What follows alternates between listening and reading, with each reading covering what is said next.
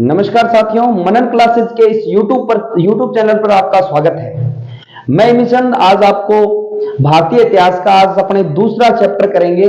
दूसरा चैप्टर कौन सा है? आदि ऐतिहासिक काल, क्योंकि अपन ने प्राग ऐतिहासिक काल पढ़ लिया है। आप अगर ये वीडियो देखना चाहते हो तो इससे पहले हमने जो वीडियो बनाया था वो प्राग ऐतिहासिक काल पर है। आप अगर यूपीएससी की तैयारी करते हो तो प्राग ऐतिहासिक काल का जितना भी मैटर बनाया है तो उम्मीद करता हूं कि उसके अंदर से आपको 85% जरूर मिलेगा भी, ठीक है। और कुछ तो कुछ छूट ही जाता है, कितना ही पढ़ लो आप, हमेशा कितना ही पढ़ना भी 90% ही तैयारी कर पाते हो भी आप, ठीक है। तो हमने मतलब कोशिश किया भी आपको 85% और 90% के बीच में सिलेबस देंगे भी आपको, ठीक है। तो आज का जो अपना टॉपिक है वो है आदि ऐतिहासिक काल। प्राग ऐतिहासिक काल पढ़ा था। प्राग ऐतिहासिक काल में हमने चारों काल पढ़ लिए थे। प्राग ऐतिहासिक काल को ही पाषाण काल कहते हैं। और पाषाण काल के कितने टुकड़े किए? 4, पूरा पाषाण, मध्य पाषाण, नव पाषाण और ताम्र पाषाण, ठीक है। मानव द्वारा सबसे पहले खोज किसकी की गई? तो आग की। मानव द्वारा सबसे पहले किस धातु की खोज की गई? तो वो धातु है कांसा, ठीक है भाई।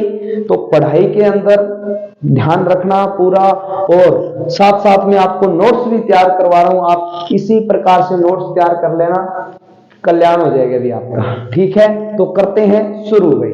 सुनो भाई, आदि ऐतिहासिक काल। आदि ऐतिहासिक का मतलब, आदि ऐतिहासिक काल का मतलब होता है आदि जानकारी, आदि इतिहास की जानकारी। प्राग ऐतिहासिक काल में मानव पढ़ा लिखा नहीं था भाई, बिल्कुल कोई मतलब नहीं था, खाना बदोश था। आज यहां खाना मिल गया, यहां रुक गए, कल वहां खाना मिल गया, वहां रुक गए, ठीक है। चलता रहता था मानव खाने की, भोजन की खोज के अंदर, ठीक है। लेकिन धीरे धीरे समय बदलता गया और बदलते समय के साथ हमारा जो काल भी चेंज हो गया भी, ठीक है। जो लोग घूमते थे वो अब घर बना के रहने लग गए थे भी। तो आदि ऐतिहासिक काल की अगर जानकारी की मैं बात करूं तो इसकी जो लिखित स्रोत तो मिले हैं, वहां तो कुछ भी नहीं लिखा हुआ मिला था। चित्रकारिता एक ही मिली थी, यहां लिखा हुआ तो मिला है लेकिन उसे पढ़ा नहीं गया भी। क्या लिखा हुआ है वो जिन्होंने लिखा था उन्हीं को ही पता है। इस प्रकार से अभी लिखा हुआ, इस प्रकार से आप मुझे पढ़ के बताना, इस प्रकार से है, इस प्रकार से लिखा हुआ है, ठीक है। इस प्रकार से लिखा हुआ है। अब इसका क्या पढ़े भाई? इस प्रकार से लिखा हुआ है। जैसे आज के टाइम में अगर कोई ये भाव चित्रात्मक लिपि है, अगर आप व्हाट्सएप पे किसी को मैसेज भेजते हो, मेरे बाबू ने खाना खाया, तो सामने से एक रिप्लाई आता है, इमोजी आता है, इमोजी आ गया ऐसे, मान लो ऐसे करके, ऐसे इमोजी आ गया। अब आप समझ जाओगे भी हाँ बाबू थोड़ा सा नहीं खाया, बाबू ने खाना, है ना। फिर सामने आपके रिप्लाई क्या जाता है, ऐसे करके, ऐसे रोने वाला सा रिप्लाई जाता है ना। तो ये भी भाषा इमोजी टाइप भाषा थी। इमोजी यानी भाव चित्रात्मक थी। जैसे स्टेटस वगैरह देखते हो आप, अगर कोई किसी की शादी हुई होती है तो आप दिल भेज देते हो, तो उसका मतलब वो देखेगा तो क्या सोचेगा, इसने दिल से बोला भी यार शानदार चीज है ना। तो वैसे इनकी कुछ लिपि थी, भाव चित्रात्मक लिपि मानी गई है, ठीक है। तो इस लिपि को कोई पढ़ नहीं सकता था, ठीक है।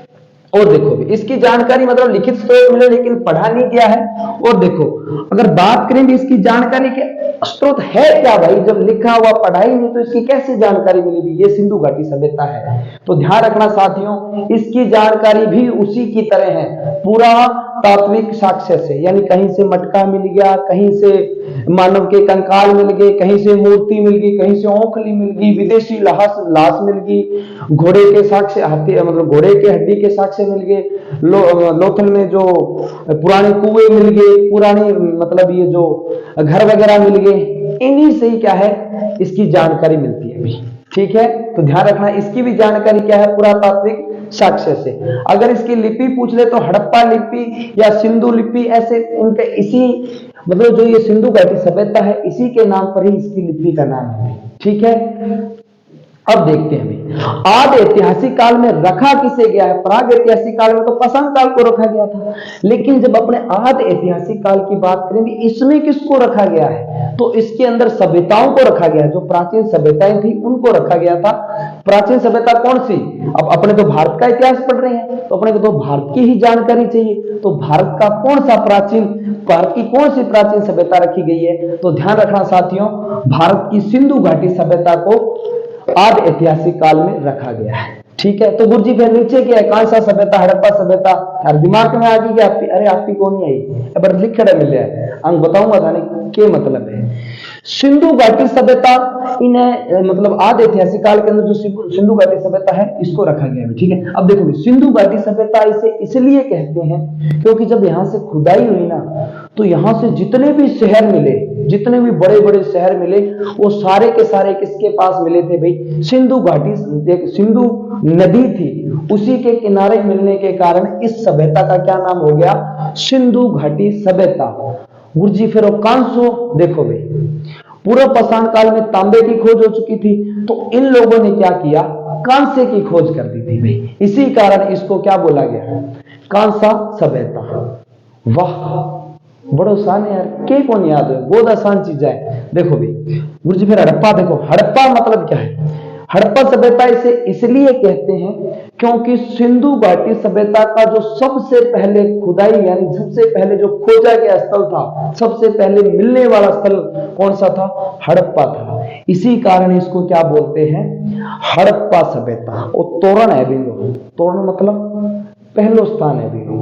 ठीक है, ध्यान रखें। अगर बात करें आदि ऐतिहासिक काल के जनक या सिंधु घाटी सभ्यता के जो जनक है वो कौन है? तो ध्यान रखना भी जॉन मार्शल इसके क्या है भी? जनक है। ठीक है, आप एक बार इसका स्क्रीनशॉट लो, इसके बाद में अपने एक एक करके इस सिंधु घाटी सभ्यता को पढ़ते हैं। इसके अंदर क्या क्या चीज है, कहां से क्या मिला है, इसकी जानकारी किसने दी है, और ये जो सामान मिला है इसके आधार पर किसने जानकारी दी है। एक बार आप इसका स्क्रीनशॉट लो, फिर पढ़ते हैं सिंधु घाटी सभ्यता और देखते हैं हम इसे सिंधु घाटी सभ्यता क्यों कहते हैं, किसने जानकारी दी, किसने इसका नामकरण किया, है ना। अब अपने वो चीजें देखते हैं। ठीक है, सिंधु घाटी सभ्यता इसलिए कहते हैं क्योंकि यहां जितने भी यहां जो खुदाई हुई और जितने भी शहर मिले हैं, जिस भी नदी के पास शहर मिले हैं, वो जो भी नदी है ना वो अंत में आके कहां मिलती थी? सिंधु नदी के अंदर, यानी ये ऐसे करके सिंधु घाटी नदी निकलती है अभी। ठीक है, अब सिंधु घाटी से कई नदियां निकलती थी भी। ठीक है, रावी वगैरह ये सारी नदियां, सतलज वगैरह ये कहां निकलती थी? सिंधु की सहायक नदियां भी। ठीक है, अब क्या है, रावी नदी के आसपास अगर कोई शहर मिला तो रावी नदी अंत में आके कहां मिलती है? सिंधु में, सतलज सिंधु। इस प्रकार से जितनी भी इसके आसपास के जितने भी खुदाई के अंदर जो भी शहर मिला है या कोई भी कस्बा मिला है तो वो सारे के सारे किस नदी के किनारे थे? सिंधु नदी के किनारे। और सिंधु नदी के किनारे होने के कारण इस सभ्यता को क्या बोला गया? सिंधु घाटी सभ्यता। अब को गुरुजी रावी नदी के किनारे भी मिल जाए, अरे रावी नदी अंत में जाके सिंधु घाटी सभ्यता में ही मिलती थी, इसलिए इसे सिंधु घाटी सभ्यता कहते हैं। ठीक है, कहने का मतलब है जो भी सिंधु घाटी के आसपास जो भी नदियां हैं वो सारी अंत में आके सिंधु घाटी सभ्यता में मिलती थी, और सिंधु घाटी सभ्यता किसी में नहीं मिलती, ये जाके सीधा अरब सागर में गिरती है। ठीक है, और देखिए साथियों, अगर बात करें भी इसके सबसे पहले साक्ष्य कैसे पता चले? एक जॉन बटन बंधु थे भाई। कौन थे? बटन बंधु थे। उनको काम मिला था अभी आप लाहौर से कराची तक रेलवे लाइन बिछाओ भी। ठीक है, अब जब वो अपने लाहौर से लेकर कराची तक वो रेलवे लाइन बिछा रहे थे, उन्होंने खुदाई करने, मतलब जैसे कई बार बीच में टिब्बा आ जाता है, अपने खुदाई वगैरह करके साफ करते हैं ना, सामने से भी कोई झाड़ी आ गई ऐसे साफ करने लगे, और जैसे ही उन्होंने क्या है खुदाई करनी शुरू की तो उनको एक दीवार मिली हुई ऐसे। अब उन्होंने ऐसे खुदाई करनी शुरू की, लैंड बिछानी शुरू, बीच के अंदर उन्होंने जब खुदाई की, यहाँ टिब्बा था उस पर क्या खुदाई की तो उनको एक दीवार मिली तो उन्होंने अपने ठेकेदार को फोन किया, भाई यार यहाँ तो एक दीवार मिली है। चार्ल्स से मैंने उनको फोन किया, यहाँ से दीवार मिली है भाई, और इसका क्या करें? उसने बोला यार एक काम करो, देख लो भी दीवार थोड़ी है तो इसको हटा दो, ऐसे ही बोला होगा उसने। तो उन्होंने क्या, जैसे दीवार को खुदाई करनी शुरू की, यार इसको साइड करते हैं, कोई नींव उन्होंने भरी होगी, उन्होंने तो ऐसा सोचा। लेकिन जैसे ही उन्होंने खुदाई करनी शुरू की तो भाई साहब ईंटें निकलने लगी भाई, और एकदम पक्की ईंटें। अब उन्होंने कहा फोन दोबारा क्या रहा भाई, यहाँ तो इंटे इंटे निकल रही है, तो ये घर पे बैठा होगा चाय चुय पी रहा होगा क्या भाई, ऐसे करो इंटे बिछा दो रेलवे स्टेशन के, जो रेलवे स्टेशन क्या है, रेलवे की पटड़ी है उसके नीचे सारी इंटे बिछा दो। अब इनको क्या करना था, इन्होंने कहा भाई कार्यालय आ जाओ सारे मजदूर इधर आ जाओ और इसको पटना शुरू करो भाई, ये जितनी भी इंटे यहाँ से मिलती है वो यहाँ पास पास में लाके गिरो, हम इस पटड़ी के नीचे बिछाते हैं इसे। तो जैसी वो इंटे मिली, इन्होंने पूरी की सारी इंटे किसके नीचे बिछा दी, अपने रेलवे पटड़ी के नीचे। कराची से लेकर लाहौर, लाहौर से भी आगे तक है भी ये मतलब इंटे बिछाई हुई, पूरी पूरी सभ्यता खा गए भी ये। तो चार्ल्स मैनन वापस आया, देखा भी और ये क्या खड्डा पड़ रखा यार, इतना बड़ा खड्डा और इतनी ईंटें। उन्होंने कहा यार कुछ तो यहां गड़बड़ है भाई। तो चार्ल्स मैनन ने क्या है सीधा फोन मारा, जिसको रुचि होती ना पुरानी चीजों में उसी को ही क्या फोन मारा जाता। चार्ल्स मैनन ने फोन किया लॉर्ड कर्जन को, कहा यार यहां से तो कोई ईंटें वगैरह निकल रही है यार, ये इसका क्या करें यार बताओ।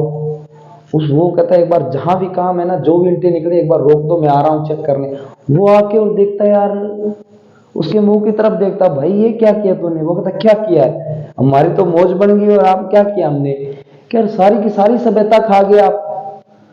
खा गए सभ्यता, हम क्या खा गए, ईंटें निकल रही थी हमने लगा दी। अरे कहा भाई मेरे ये कोई पुरानी सभ्यता रही है यहाँ, अब यहाँ से कोई ईंट नहीं लेके जाएगा, और लेके जाएगा तो पड़ेगी भी, ध्यान रखना। तो उसने कहा चलो हम यहाँ से कोई ईंट नहीं लेके जाएंगे। तो ध्यान रखना भी सिंधु घाटी सभ्यता की जानकारी किसने दी थी, चार्ल्स मैनन ने, मेंशन यानी मैसेज से याद रखना, मैसेज किसने दिया, मेंशन ने दिया था। कब दिया था, 1826 के अंदर चार्ल्स मैनन ने मैसेज दिया था जेम्स कनिंघम को, ठीक है, तो सॉरी लॉर्ड कर्जन को, ठीक है। उसके बाद लॉर्ड कर्जन ने क्या बोला, लॉर्ड कर्जन ने फोन किया जेम्स कनिंघम को कि यार यहाँ भी इस टिब्बों के अंदर भी यार कोई ऐसे लग रहा है कुछ पुरानी कोई सभ्यता रही होगी, यहाँ से कुछ साक्ष्य मिलने के क्या है, थोड़े थोड़े संकेत है भी। तो इसने इसको फोन किया, फोन करके इसने बोला भी आप एक काम करो, मैं क्या करता हूं पुरातात्विक विभाग की एक स्थापना करता हूं और आप क्या करो इसका सर्वेक्षण करो भी, ऐसे जो ये ईंटें वगैरह है इसके आसपास और खोजो, ये जो सिंधु नदी है इसके आसपास और देखो भी ऐसे शहर मिलते हैं क्या, खुदाई करो आप, मतलब जाके सर्वेक्षण करो। एक आदमी ईंट ले गया होगा, साथ में मैच की होगी भी, हाँ यार यहाँ थोड़ी नींव निकली हुई है, क्योंकि वो सिंधु घाटी सभ्यता क्या है नीचे दब गई थी भाई। आज आप देखना भाई, आपका गांव, आपके गांव के आगे जो घर के आगे जो सड़क है वो सड़क हमेशा ऊपर उठती जाती है और आपका घर हमेशा नीचे धंसता जाता है, ध्यान रखना। क्योंकि कई बार देखना भी आप, मेरा जो घर है ना वो क्या है पहले इतना ऊंचा था मेरे जितना, लेकिन अब मैं उसमें 6-7 पेड़ियां चढ़ के जाते थे हम घर में, लेकिन अब क्या है उस घर के अंदर जाने के लिए हमारे 3 ही पेड़ियां बची है, क्योंकि हमेशा घर नीचे धंसता जाता है, ध्यान रखना। तो ये सिंधु घाटी सभ्यता तो लगभग 2-2,500 साल पहले की, तो पता नहीं कितनी नीचे गई होगी। अब ऊपर क्या चीज दिखेगी, अपने छत पे कई बार एंटीना निकाल देते हैं या कोई दीवार ऊपर कर देते हैं, तो वही चीजें दिखेगी, है ना। तो उसी के साथ मैच करवा कर उसने अपने क्या नाम है जेम्स कनिंघम ने क्या किया, सर्वेक्षण करना शुरू किया भी, सिंधु नदी के आसपास देखना शुरू किया भी, हाँ यार यहाँ भी संभावना है भी, देखो इसमें कुछ मैच हो रहा है भी, ठीक है। तो इस चीज की भी क्या है उन्होंने थोड़ी थोड़ी शुरुआत कर दी भाई, ठीक है। तो ध्यान रखना सिंधु घाटी सभ्यता का सर्वेक्षण किसने किया, जेम्स कनिंघम ने किया था 1853 में, और पुरातात्विक विभाग की स्थापना किसने की थी, लॉर्ड कर्जन ने 1904 में कर दी थी भाई, ठीक है। और इसके सिंधु घाटी सभ्यता का जो नामकरण है या इसका जनक बोल दे या महानिर्देशक कौन है, तो ध्यान रखना भी अपने जॉन मार्शल है, ठीक है। तो आप एक बार इसका स्क्रीनशॉट लो, फिर अपने सिंधु घाटी सभ्यता को एक एक करके पढ़ते हुए कहां से क्या सामान मिला बातें देखते हैं साथियों। इसकी और बातें क्या है भी देखिए। इसकी जो सबसे पहले जो खुदाई की बात करेंगे सिंधु घाटी सभ्यता की, जो सबसे पहले खुदाई है वो कहां हुई सर, हमें ये तो बताओ। वो हुई थी दोस्तों हड़प्पा में हुई थी भी, सिंधु घाटी सभ्यता की जो सबसे पहले खुदाई हुई थी भी, ठीक है। और देखो भी इसकी क्या है, खुदाई करने वाला पहला व्यक्ति कौन था, पहला व्यक्ति था दयाराम साहनी। कौन था भाई, दयाराम साहनी ने की थी 1921 में की थी भाई, ठीक है। सुनो भी, जो जॉन मार्शल था ना, जॉन मार्शल जब आया वो थोड़ा ज्यादा रुचि रखता था भी, यार कुछ तो कुछ है भी यार, यहाँ से बहुत से शहर मिल सकते हैं, यहाँ से बहुत सी पुरानी चीजें मिल सकती है।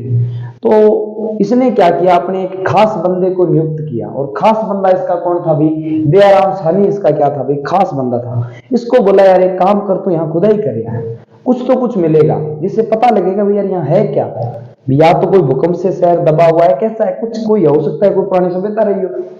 तो दयाराम साहनी ने कहा ठीक है जी, अंग्रेजों का राज था और ये अंग्रेज ही था वैसे जॉन मार्शल। इसने बोला क्या रे काम चल खुदाई पे लग जा बेटा। तो इसने पावड़ा मतलब मजदूर कन गया उन्होंने भाई 100 रुपया 5 रुपया 10 रुपया उस समय मजदूरी थी, मजदूर इकट्ठा करके ले लाग दो खुदाई करने, तो ध्यान खुदाई करे, कोई चीज ना तोड़ दिया।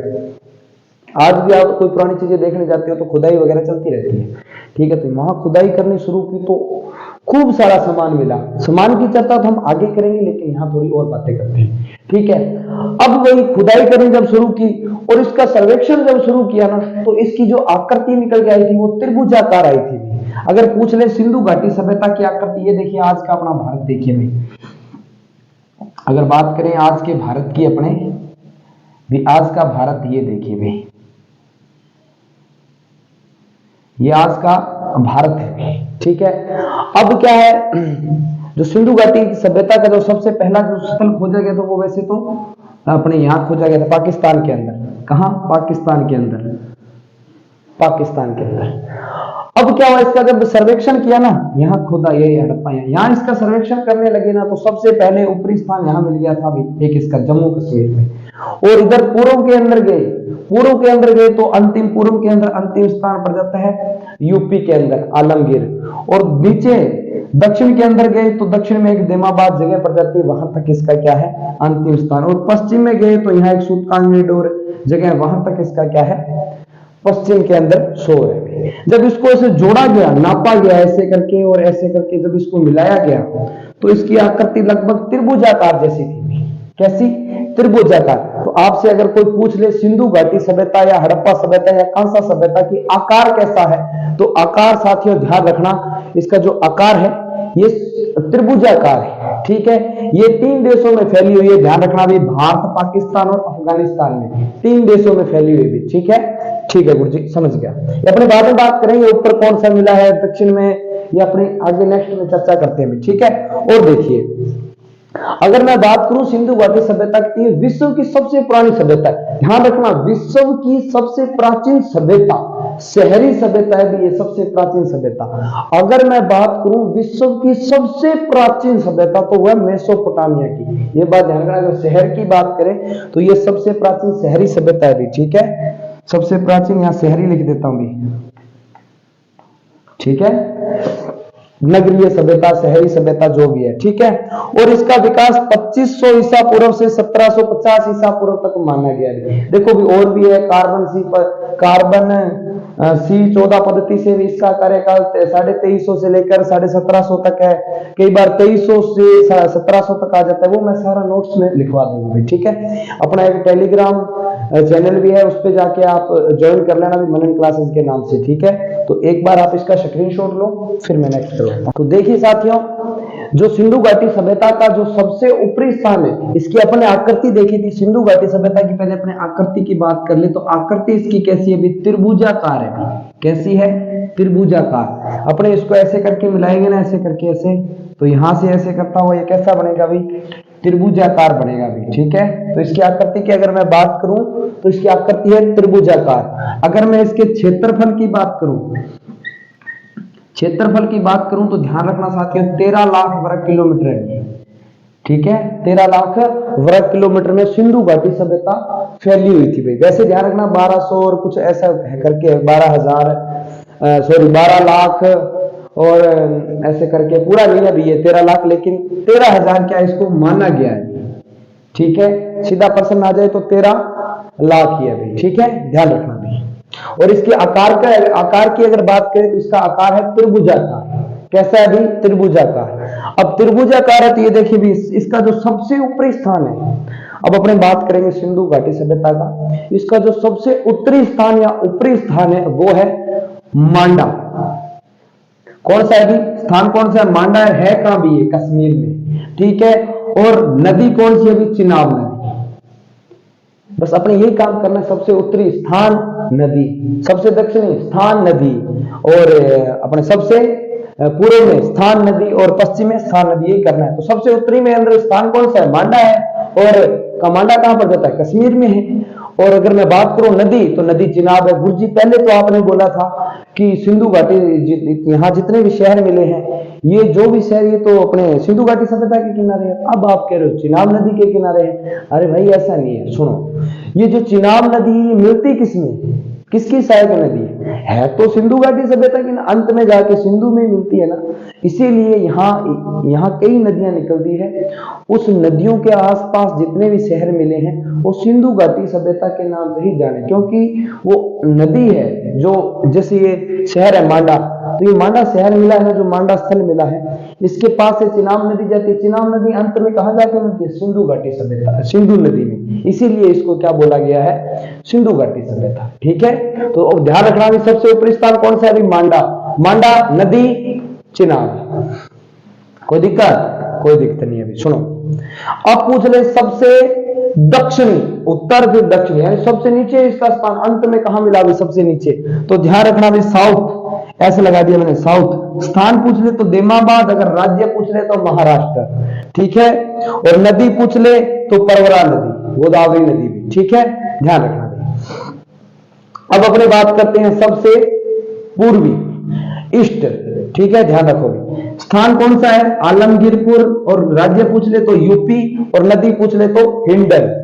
ठीक है, और इसकी जो खुदाई है वो की थी जगदत्त शर्मा के नेतृत्व में हुई थी भाई, ध्यान रखना। ये चलो अपने बाद में बात करेंगे भी। ठीक है, अब बात करते हैं सबसे वेस्ट यानी पश्चिम में।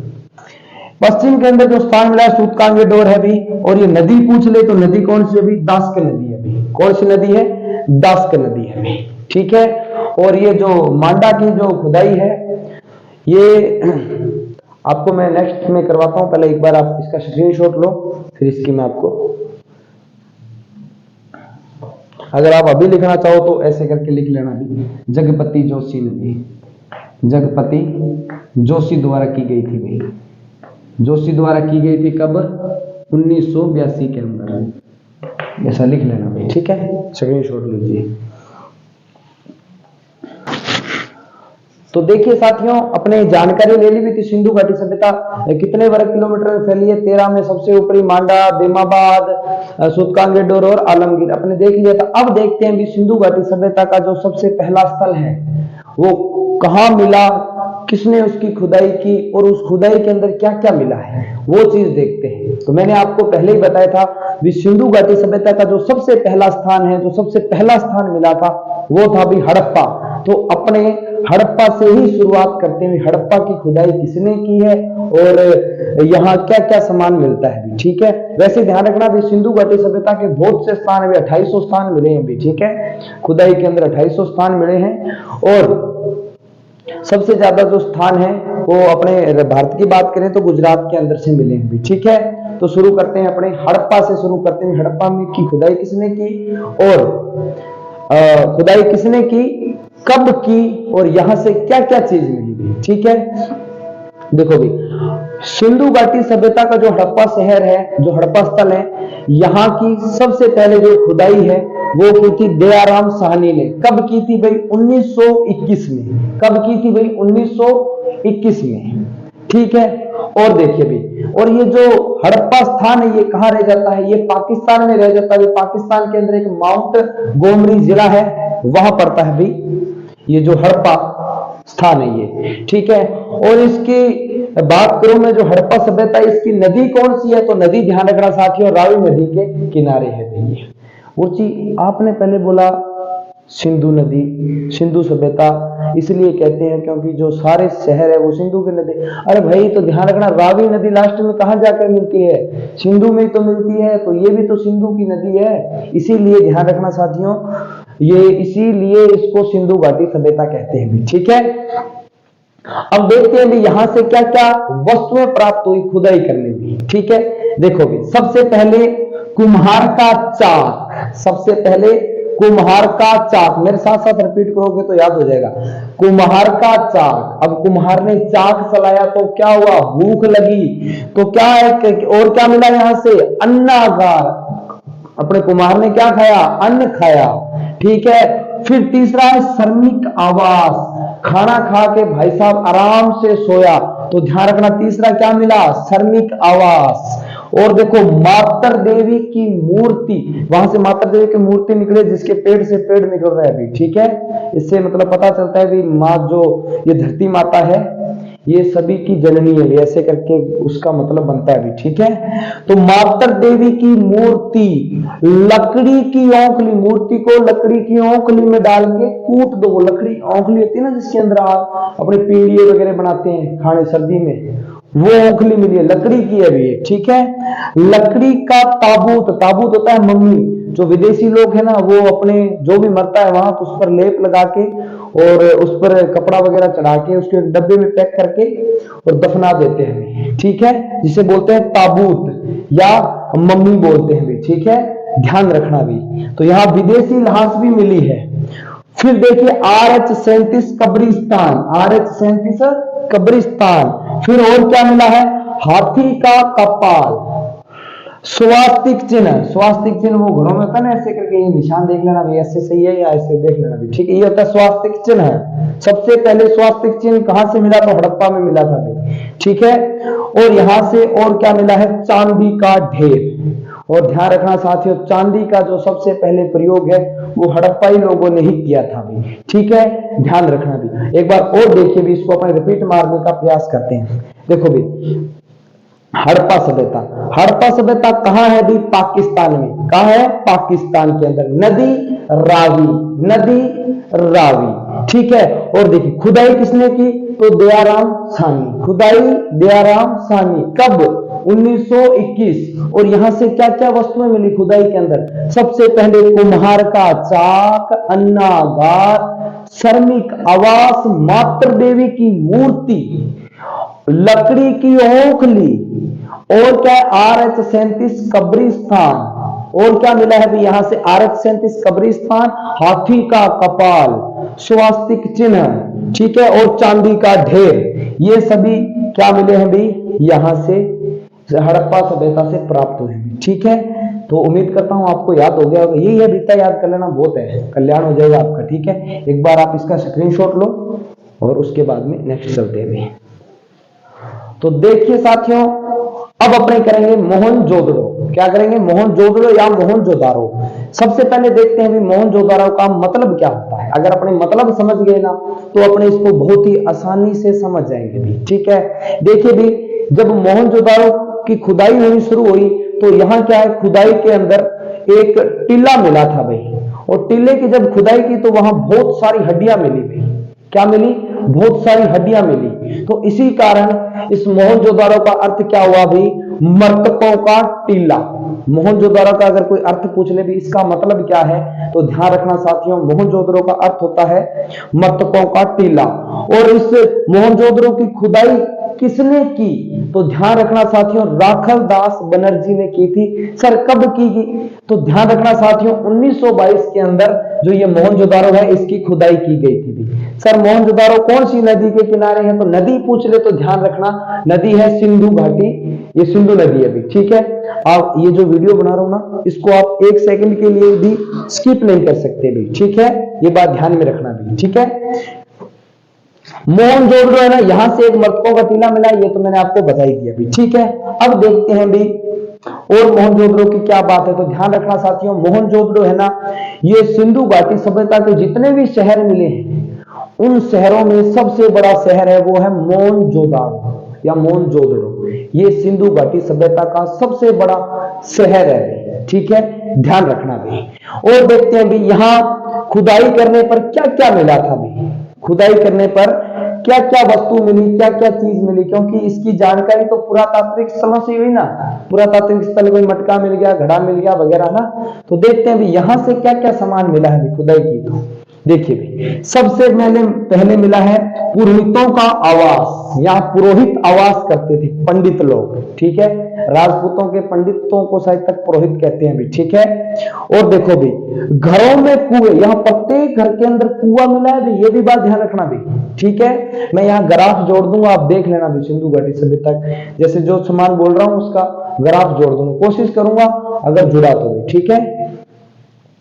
फिर देखिए 3 नंबर पर क्या मिला था, विशाल स्नानागार, यानी बड़ा बड़ा मोटा मोटा नहानगार, जैसे आप आजकल बोला ना स्विमिंग पूल है जो भी बैठे मिल गया, बड़े बड़े स्नानागार, ठीक है, ध्यान रखना भी। और देखिए यहां से और क्या मिला है, अन्नागार, अन्न यानी धान वगैरह रखने के बड़े बड़े मकान मिले हैं भी। और जो धान रखने के तो ये जो मकान है तो हर जगह से मिला है, सिंधु अपने हड़प्पा से मिला है, चौंदड़ों से, सभी जगह से मिला है धान रखने का, ये धान रखने का। लेकिन ध्यान रखना जो यहां से मिला है ना मोहनजोदड़ो में, ये बहुत बड़े बड़े हैं भी, ध्यान रखना। ये अन्नागार क्या है, बहुत बड़े अन्नागार है।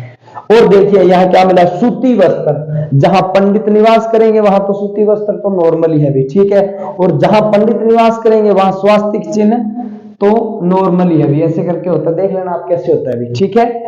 तो ये होता है स्वास्तिक चिन्ह। लेकिन एक बात ध्यान रखना भी, सबसे ज्यादा अगर बात करें स्वास्तिक चिन्ह कहां से मिले, तो सबसे ज्यादा जो स्वास्तिक चिन्ह है वो मोहनजोदड़ो से ही मिले हैं। और पहली बार जो स्वास्तिक चिन्ह कहां मिला, तो पहली बार मिला हड़प्पा में, क्योंकि खुदाई वहां से शुरू हुई थी। हाँ गुरुजी अब समझ गया भाई, ठीक है। और देखो भाई यहां की एक और विशेषता थी भी, सड़कें बहुत चौड़ी चौड़ी थी और समकोण पर काटी गई थी, इस प्रकार से थी भी सड़कें, ये देखिए एकदम समकोण पे काटी, ऐसे नहीं है भी टेढ़ी मेढ़ी, नहीं, एकदम सीधी सड़कें। और जो सड़कें होती थी वो उत्तर से पूर्व की ओर होती थी, जैसे जिधर से हवा चलती थी उसी तरफ थी भी, ताकि आंधी वगैरह आए तो ये सड़कें क्या है ऑटोमेटिक साफ हो जाए। वो दिमागी लोग थे, माइंडेड लोग थे, ठीक है। और देखो भाई यहाँ क्या था, यहाँ एक सभागार मिला है। सभागार होता है जिसे आजकल अपने गांव वगैरह में जाते हैं तो लोग ताश खेलते हैं, आराम से बैठ के बातें वगैरह करते हैं, आजकल धर्मशाला सी बनी होती है, वहां बैठ के आराम से मस्ती करते हैं, वैसे होता है सभागार, बातें वगैरह करने के लिए, ठीक है। फिर यहां से मिला है पशुपति शिव की एक मूर्ति मिली है। आपने सिंधु घाटी सभ्यता का फिल्म देखी है तो उसके अंदर एक दिखाया होगा जिसके ऐसे सींग निकले हुए हैं, ठीक है, और जो सींग वाला जो उसको ये शिव जी मानते हैं। अपने सोच रहे हैं भी सामान मिला था तो सामान मिल गया, तो अपने जिसने खुदाई की है, जिसको जो सामान मिला है उसने सोच लिया भी हाँ ये सींग वाला हो सकता है, ये शिव जी है, ऐसे तपस्या में लीन है भी, हो सकता है ये शिव जी है। तो यहां से क्या मिली अभी, शिव की मूर्ति मिली है अभी, ठीक। एक कांसे की नर्त की डांसिंग गर्ल मिली है अभी, ऐसे करके खड़ी है, ऐसे करके खड़ी है वो, ठीक है। उसके एक हाथ में चूड़ियां हैं और नग्न अवस्था में बताई जाती है अभी वो, ठीक है। तो ध्यान रखना साथियों, यहाँ कांसे की नर्तकी मिली है, वो कहां से मिली है, मोहनजोदड़ो से मिली, याद रखना भी, ठीक है।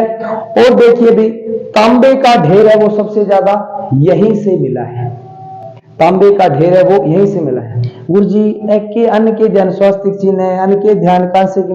देखिए भाई एक बात बताता हूं आपको, जिसने खुदाई की उसको जैसा सामान मिला उसने उसी के आधार पर नाम रख दिया। क्योंकि एक आप सपोज करो, आज मान लो मैं दब जाऊं, ऐसे पढ़ा रहा हूं तो एकदम अपने जब दब जाते हैं। अब भैया खुदाई होगी जब शुरू होगी ना तो सबके पास फॉल वगैरह मिलेंगे और सबके घरों में टीवी मिलेगी, तो वो क्या सोच के मतलब सोचेंगे ये पता नहीं ऐसे करके खड़ा है और ये सामने लगा है, हो सकता है भी ये कुछ संदेश देना चाहता हो, दिमाग लगा रहा हो, पता नहीं कौन क्या, क्योंकि फोन भी ऐसे दबा हुआ मिलेगा, मैं ऐसे खड़ा हुआ मिलूंगा और ऐसे पीछे बोर्ड की, क्या सोचेंगे भी हो सकता है ये एक अध्यापक हो और पढ़ाने का प्रयास कर रहा हो, ये या ऐसा कोई माध्यम हो जो ये यहाँ पढ़ा रहा है तो सभी लोग देख सकते हैं इसको, कुछ भी सोच सकते हैं।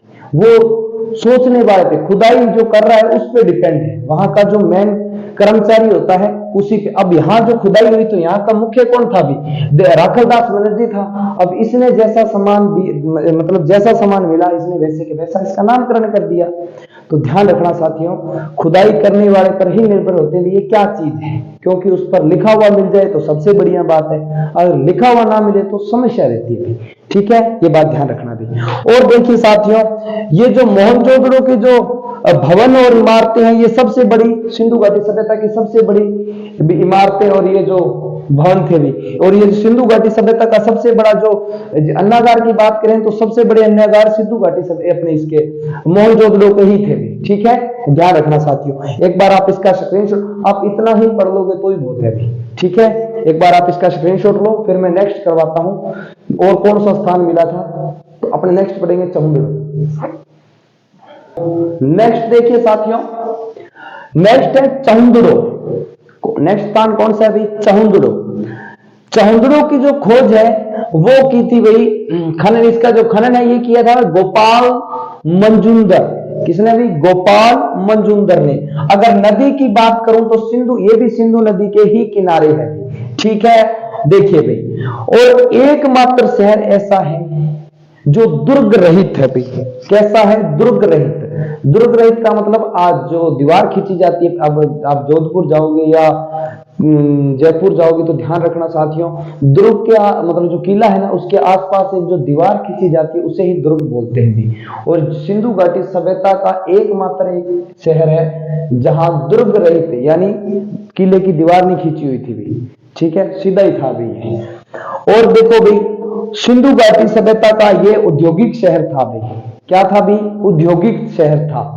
और देखिए भाई, यहां खुदाई हुई ना, तो खुदाई में क्या है, सबसे ज्यादा यहाँ लेडीजों का जितना भी सामान है ना, महिलाओं का जितना भी सामान है वो यहीं से ही मिला है।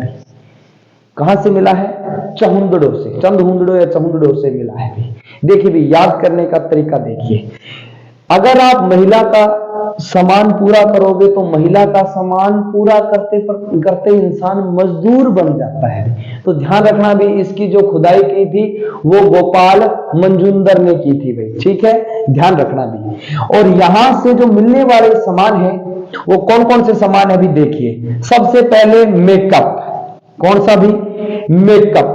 मेकअप का जितना भी सामान है वो यहां से मिला। होठ रंगने वाला, वो क्रीम पाउडर, मुल्तानी मिट्टी, वो सारी क्या है, यहां से मिली है अभी अपने चहुंदड़ो से, ठीक है, ध्यान रखना भी, मेकअप का सारा सामान। दूसरा क्या है? लिपस्टिक। होठ रंगने वाली, ये ना होठ, इसको रंगने वाली लिपस्टिक। छोटा सा शीशा, छोटा सा शीशा होता है, शीशा भी यहां से मिला है।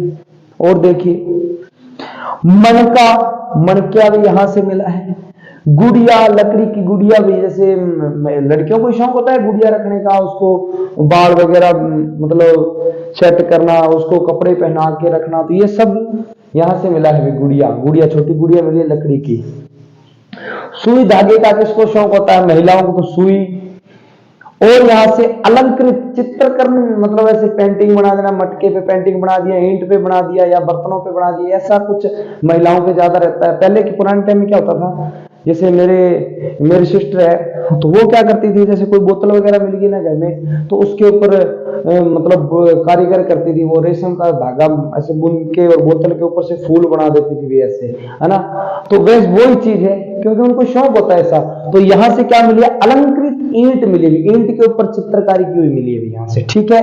और देखिए, यहाँ बिल्ली का पीछा करता हुआ कुत्ता, उसके पंजे के निशान मिले हैं, ठीक है। ऐसे पता लग जाता है भी यहाँ बिल्ली भाग रही होगी, इसके पीछे कुत्ता भाग रहा होगा, तो इसके क्या है? पंजों के निशान मिले हैं, ठीक है। तो ध्यान रखना, एक बार फिर से मैं रिपीट मारता हूं। देखिए, तीसरा स्थान कौन सा था? चंदहुंदड़ो। इसकी खुदाई कब हुई थी? 1931 में। और नदी की बात करूं तो नदी है सिंधु घाटी। सिंधु घाटी क्या? सिंधु नदी है, ठीक है। बार बार अगर मैं सिंधु घाटी बोल दूं तो चिंता मत करना भी, नदी सिंधु ही है वो, ठीक है।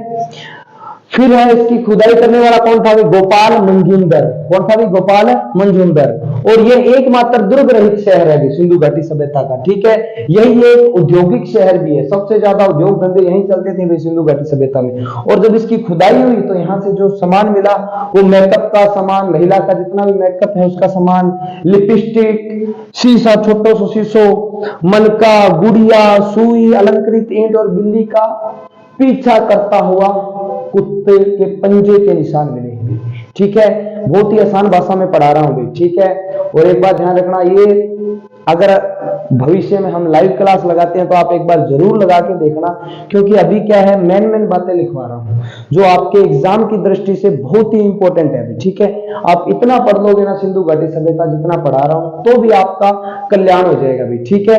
मैं आपको पहले ही कह रहा हूं 85% तक का सिलेबस इंडिया लेवल का मैं करवा दूंगा, ठीक है। तो एक बार आप इसका स्क्रीनशॉट लीजिए। तो नेक्स्ट स्थान देखिए साथियों, नेक्स्ट है रोपड़। देखिए रोपड़ नाम से है ना, रोपड़।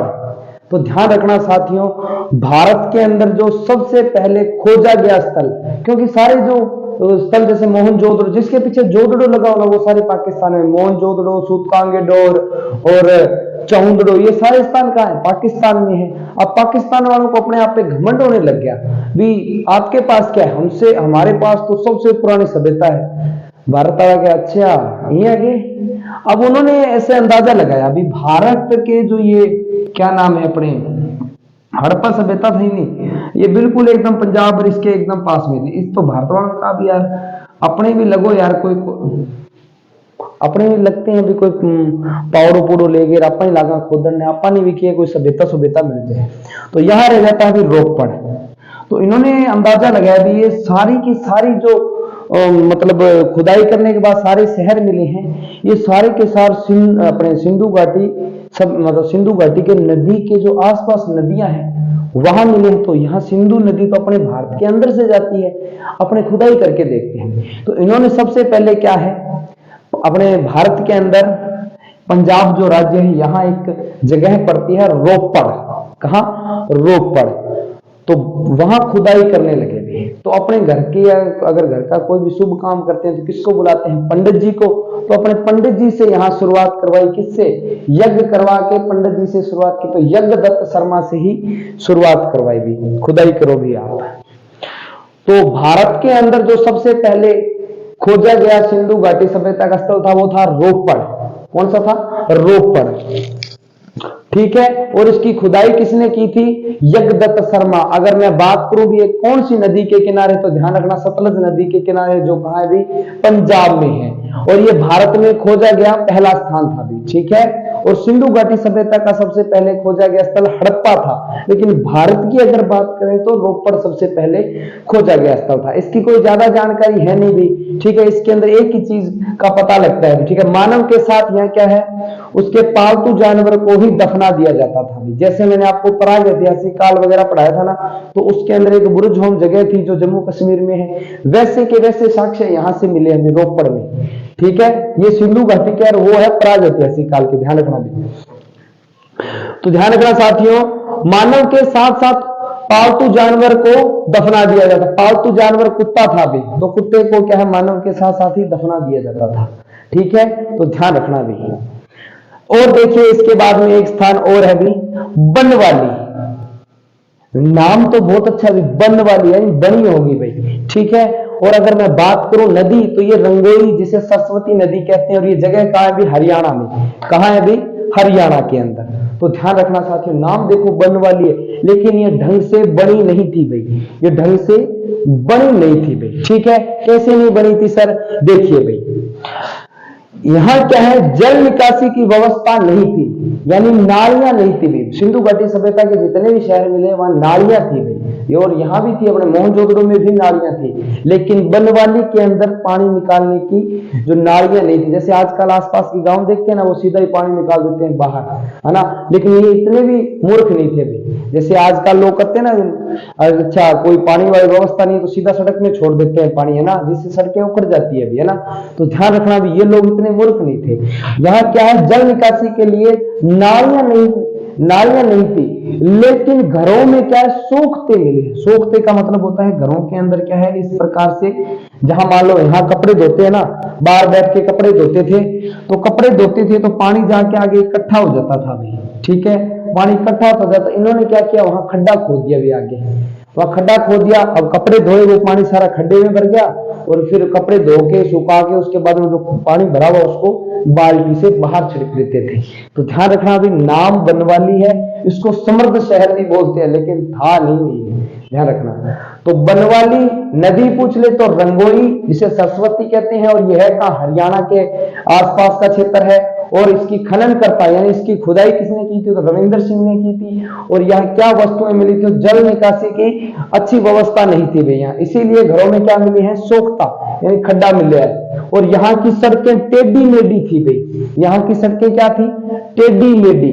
नाम तो बनवाली है लेकिन बनी नहीं थी ढंग से, सड़कें क्या थी, टेढ़ी मेढ़ी थी भाई। ठीक है। और यहाँ मिट्टी का हल भी मिला है। ठीक है, तो ये बातें ध्यान रखना साथियों। रोपड़ में कुत्ते मतलब मानव के साथ साथ उसके पालतू जानवर को दफना दिया। बनवाली के अंदर क्या है, नाम तो बनवाली है लेकिन ढंग से बनी नहीं थी। गांव के अंदर शोभते मिले हैं, जल निकासी की अच्छी व्यवस्था नहीं थी और मिट्टी का हल मिला है। आप इतना ही याद कर लेना भी, ठीक है। और इसकी खुदाई की थी, ये खुदाई वगैरह कोई नहीं पूछता तो, लेकिन आप याद रख लेना भाई, रविंद्र सिंह ने की थी। आप एक बार इसका स्क्रीनशॉट लो, फिर नेक्स्ट करते हैं। नेक्स्ट देखिए साथियों, कालीबंगा।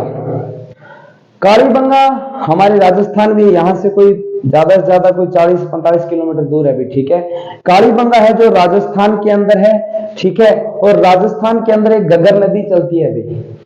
राजस्थान की एकमात्र नदी जो उत्तर से प्रवेश करती है वो है घग्गर नदी। और उसी घग्गर नदी के क्या है किनारे क्या बसा हुआ था भाई अपने सिंधु घाटी समय में, कालीबंगा। और कालीबंगा का अर्थ होता है काली चूड़ियां। काली चूड़ियां कैसे, देखो भाई, यानी काली का मतलब होता है काली, और बंगा पंजाबी में बंगा चूड़ियों को बोलते हैं, इसलिए ध्यान रखना भी कालीबंगा का अर्थ क्या है, काली चूड़ियां, ठीक है। ये कालीबंगा कहां है भाई, ये है राजस्थान के अंदर है। अगर नदी की बात करूं तो घग्गर नदी है, इसका अर्थ की बात करूं तो काली चूड़ियां। अगर मैं बात करूं सिंधु, ये जो कालीबंगा है इसकी खोज किसने की थी, खोज किसने की, तो खोज की बात तो अमलानंद घोष ने की थी भाई, ध्यान रखना भी, किसने, अमलानंद घोष ने की थी। और खुदाई, खोज और खुदाई में अंतर होता है। एक अपने खोज होता है यार, हाँ हो सकता है यहाँ कोई प्राचीन काल का या सिंधु घाटी सभ्यता का कोई शहर रहा होगा भी, यहाँ मेरे को ऐसा लग रहा है, ये तो होती है खोज। और खुदाई होती है वहां के जो खुदाई शुरू करेगा उसे बोलते हैं खुदाई।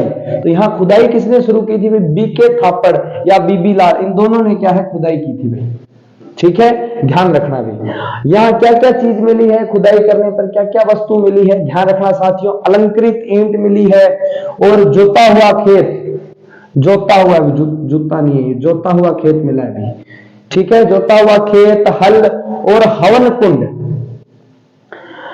अलंकृत ईंट, जोता हुआ खेत, हल, हवन, हल और हवन। और एक बात और ध्यान रखना भी, यहाँ क्या है, एक मानव मिला बहुत लंबा चौड़ा भाई, ठीक है। उसके सर के अंदर 6 छेद है भाई, तो चिकित्सा की जानकारी भी मिलती है अभी, ठीक है। और कालीबंगा को दीनहीन बस्ती भी कहते हैं अभी, ठीक है। और यहाँ का शहर एक कच्ची बस्ती थी भाई, एक तरफ तो पक्की थी एक तरफ कच्ची बस्ती, ठीक है। ये बात ध्यान रखना भी, ठीक है। तो यहाँ से खुदाई में क्या क्या मिला है, अलंकृत ईंट, जोता हुआ खेत और हल और हवन कुंड। अगर अपने राजस्थान का इतिहास पढ़ेंगे, अगर उसके अंदर इस सभ्यता को पढ़ेंगे तो इसके अंदर बहुत से समान पढ़ने पड़ेंगे। लेकिन एक बात ध्यान रखना, अपने इंडिया लेवल के पढ़ रहे हैं तो अपने को ज्यादा इस पर ध्यान नहीं देना भी, इतना ही पढ़ना है इंडिया लेवल पर, क्योंकि इंडिया लेवल में बहुत और भी बहुत समान है, वो इसी में से थोड़ी ना पूछेगा भी, ठीक है। ध्यान रखना भी, तो ध्यान रखना कालीबंगा का अर्थ होता है काली चूड़ियां। नदी पूछ ले, घग्गर कहां है, राजस्थान। खोज अमलानंद घोष, खुदाई बीके थापड़ या बीबीलाल दोनों ने की थी। वस्तु क्या मिली, अलंकृत ईंट, जोता हुआ खेत, हल। और जहां जोता हुआ खेत मिलेगा वहां तो हल मिलेगा ही। और क्या है, वस्तु के रूप में और क्या मिला था भी, हवन कुंड, अग्नि वेदिकाएं मिली थी यहाँ से, ठीक है, हवन करने के लिए, ध्यान रखना भी। और मानव का एक कंकाल मिला जिसके सर में 6 छेद है, तो इससे पता लगता है भी यहाँ लोग चिकित्सक के भी जानकार थे, यानी इलाज भी करना जानता भी, ठीक है। ध्यान रखे भी। नेक्स्ट देखिए भाई, एक और स्थान है धोलावीरा।